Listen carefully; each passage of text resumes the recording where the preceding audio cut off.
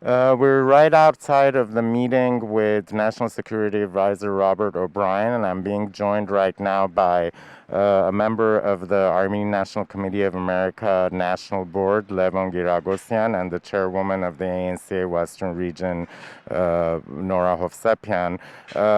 What was your estimation or thing about the meeting?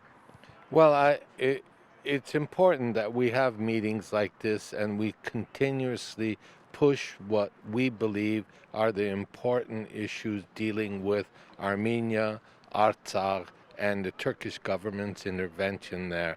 The more we have these meetings, the more this issue becomes an important topic for political leaders in this country. Will it result in substantive uh, issues? I don't know. We just have to keep doing this. And what were some of the takeaways from the meeting? Was there anything new that you heard?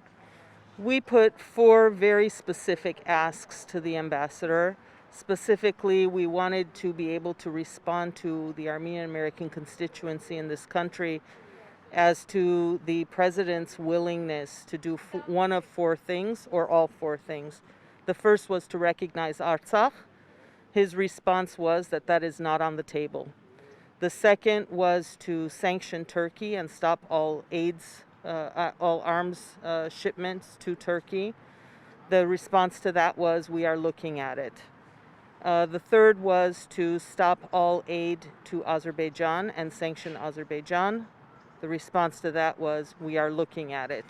And the fourth was to reinforce Section 907 of the Freedom Support Act, which would prevent any assistance, financial assistance, or military assistance to Azerbaijan when it engages in human rights abuses, as it is, which has consistently been waived by every president.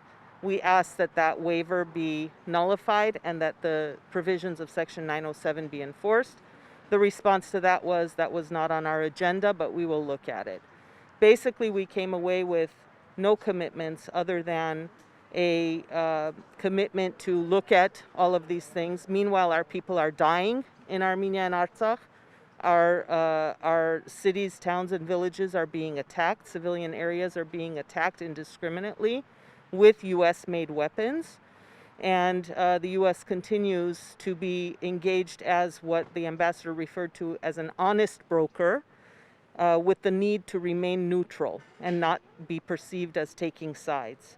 So I don't think that there was anything new. Maybe the one new thing was that he did state that they are looking into the possibility of sending armed, neutral peacekeepers to the region, that those peacekeepers would not be from any country that is party to the conflict or any of the Minsk group countries, and that they are looking at peacekeepers from Scandinavia, specifically Norway, Sweden, and Denmark, and that that is something that they are working on. That was the new thing that I heard. Other than that, I heard nothing new. What is the ANCA's campaign moving forward? Is it going to take into consideration some of the statements that Mr. O'Brien made, or what are the next steps? What would the community need to do? Well, we're going to convey what messages we received here from Mr. O'Brien. It's important to note that, again, as I earlier stated, the more these issues come up, the more it becomes something that they feel that they have to put on the table. For example, Section 907 was something that he admitted that we weren't even considering. The fact that practically everyone raised that issue became something, at least for him, that there has to be a look at that. There has to be consideration. So our agenda is to keep pushing forward and constantly bring up these issues so our government, the U.S. government, realizes that its constituents here in the United States are looking for answers. The Armenian American community will be going to the polls like everybody else, and we will be voting. And it's important for us to know what our administration is going to do about the humanitarian issues in Artsakh, humanitarian issues in Armenia, the fact that we've been now facing the possibility of a second genocide, and almost reminiscent of the first genocide in 1915, we're not hearing voices, we're not hearing people who are raising their voices and opposing what's going on. So this is what the ANCA wants to do and will continue to do. Also, what about the whole neutrality aspect? If you've been co-chair of the Minsk group for 30 years, how does the neutrality element play into the equation?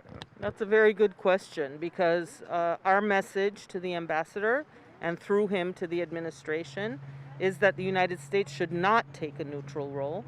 On the contrary, the United States should take the side of Armenia as being the country and the nation that's under attack.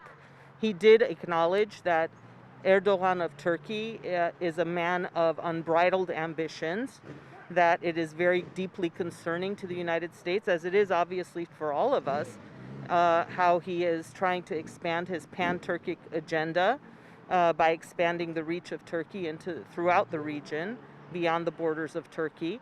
He acknowledged all of that, and yet, at the same time, he said that all Turks are not in support of Erdogan's moves, that Erdogan is not going to be there forever, and that we must maintain good relations with Turkey moving forward because we're the only ally that can actually talk to them. Well, my reaction to that is, if you're talking to them, and I specifically stated to the ambassador, President Trump, with one phone call or one stroke of a pen, can take any of the 4 steps that we ask for: recognizing Artsakh, sanctioning Turkey, stopping arms shipments and aid to Azerbaijan and Turkey, and enforcing Section 907 of the Freedom Support Act. And I didn't hear a commitment to do any of those things. I would like to add, excuse me, other than the recognition of Artsakh as an independent state, the other 3 issues that we raised are seriously being considered. They are on the table, and this should be an alarm bell for the Azerbaijani government and for the Turkish government that the United States is not going to idly sit by and allow these issues to be overlooked when they are being pressured by the Armenian community in the United States. This is important to consider.